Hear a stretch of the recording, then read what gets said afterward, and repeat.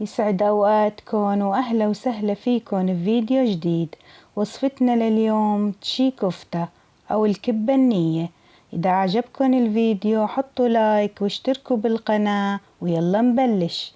وللمكونات حبتين بندورة مقشرة ومبشورة وبصلتين كبار مبشورة، ملعقتين دبس فليفلة، ملعقتين كبار دبس بندورة، كاسة صغيرة زيت زيتون، كاسة صغيرة دبس رمان، 3 حبات توم، ملعقة كبيرة فليفلة حمرة، ملعقة 7 بهارات، ملعقة ملح، ملعقة كمون، ملعقة صغيرة شطة حسب الرغبة، و3 كاسات برغل ناعم نقعته بكاسة مي مغلية وبغطيه لمدة ربع ساعة.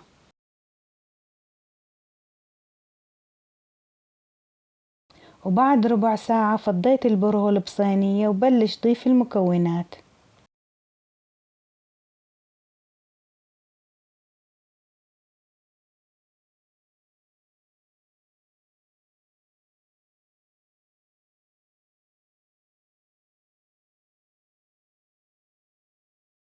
وببلش ادعكن مع بعضن لتتفتح معي حبات البرغل، واخدت معي ساعة كاملة دعك.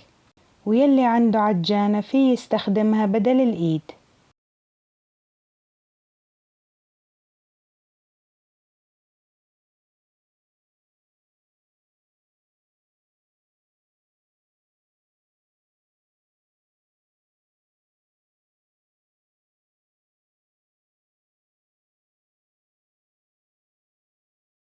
وبعد ساعة دعك صارت الكبة النية جاهزة، وبلش شكلها بهذا الشكل. وبصفها بصينية التقديم، وحبيت قدم مع الخس والليمون ودبس الرمان، بضيفوا نكهة لتصير أطيب، وانتو كيف بتحبوا قدموها.